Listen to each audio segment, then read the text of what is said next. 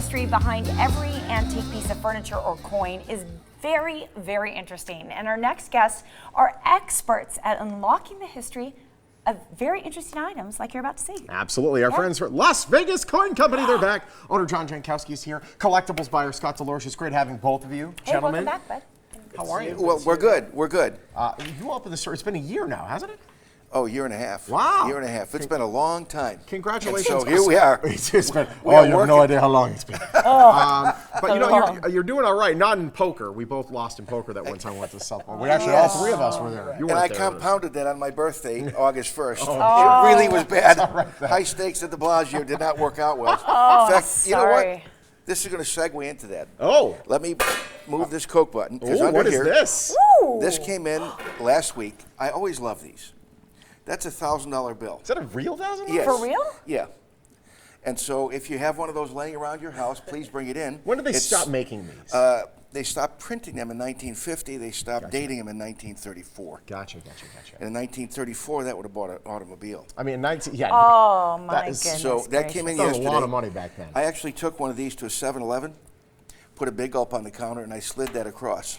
I did. And the guy looked at it and said, no way. Well, The she police said, were I called. can't take that. It's counterfeit. Yeah. I said, no, it's not. Now, she should have taken it and given me change. Yes. She could have. We paid over $1,700 No for this. kidding. Wow. And so there's a lot of things that you might have laying around your house that are worth money. Sure. I.e., this little thing in my pocket. What is this? Gold and silver are really at very high prices They right are. now. Yeah. This gold chain, just this little bit of gold, we would pay over $400 for that. No kidding. Wow. Yeah, and people have broken earrings, jewelry, broken or otherwise. It didn't unfold right, so it looks less It's a little than. kinky. I know, it looks It's a all right, little though. tangled. But you know what, though? It's worth the same if it's kinky. Well, yes, it is. Yes. Oh. And so it's just a neat piece, and I think that a lot of people are going to have stuff laying around their house that they have no idea that it's valuable. Yeah, absolutely. So, on to.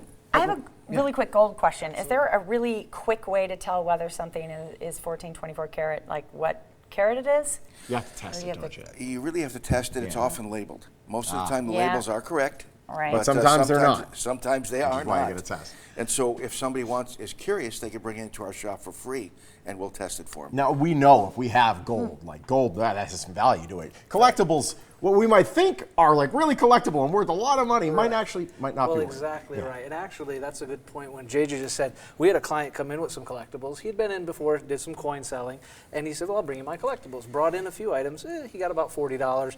Nothing too exciting, but he had a piece of gold. He had a piece that he literally said, it didn't quite look right. I was going to throw it out. It was broken. It had a little bit of a weird marking on the back.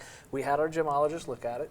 Took a peek at it. It was 14 karat gold. He got $161 for Wow. something he was going to toss out. Unbelievable. So absolutely, you got to bring it in Test because everything. I looked at it. I didn't know either. I'm not the gold specialist. So yeah, but exactly right. When you come in, we're going to look at these collectibles. Last time we visited, we showed what not to break. Some of Yes. this thing you think is big money. We have a Coca-Cola button that's visited with us every single episode. Of course. And that's a reproduction, pretty modern. But next to it is a tray Yeah. that has been reproduced, but that is the original. So there's one that's pretty modern, might go for $20, $15. This one, and depending on the condition, could be hundreds of dollars. Wow. So without bringing it in, without having somebody check it out, you might think you've got a yard sale item when you actually have a small car payment. She's classic. Do we know about what year this was? This I'd would say be it's 40s. This would be late 30s, early 40s, Okay. correct? Right in that era, and that's when they reproduced them. They did them in the 70s, and they're worth much, much less. You got many other items such as now comic books. A lot of people think, oh, comic books, and there could be big value, there could be low value. This particular item might have only been worth 50 cents or $1 the last time your dad or somebody looked it up. Venom was not popular until the reboot of the movie came along. Yep. So this might be sitting somewhere where they thought, put it at the yard sale, it's worth $1 or $2. That is now worth maybe $50. Wow. up. So these types of items that come in and out of fashion. Here's a really, really interesting piece. This Boy, is back that's when old. this is back when even I used iPhones. Correct. Now this and that's a is long the time second ago. run. This is iPhone 3G. This is a piece that for some In a reason box somebody with the never wrapper. opened it, which is pretty odd. Not only is it just because it's collectible, it's in the box. If you came across this, let's say, and thought, well, you can't even put this on today's service. It's Yeah. useless. It's a paperweight. So you might think, put it out of the yard sale, get a few bucks for it. Yeah. This thing in its box sealed, I've seen them getting $600-700. Apple into this thing. fans my will buy useless anything. It's the Hey, you know truth. what?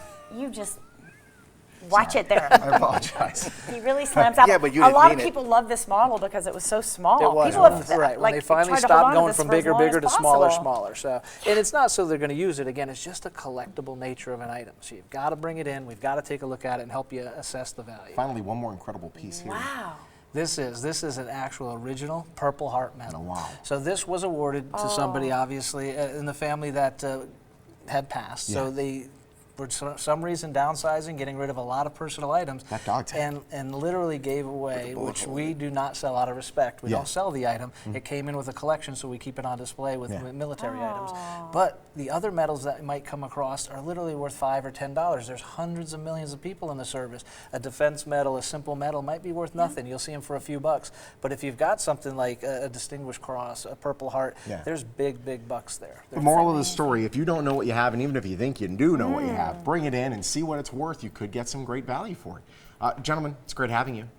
$1,000 bill, I'll take it. As I great know, as right? always. Las Vegas Coin Company You're not here a on redhead. Southeastern Avenue. Across from PJ's Restaurant and Brewhouse, south of the 215. Their number and website are right there on your screen. Las Vegas Coin Company, proud sponsor of the Morning Blend. They always have such interesting stuff they bring in.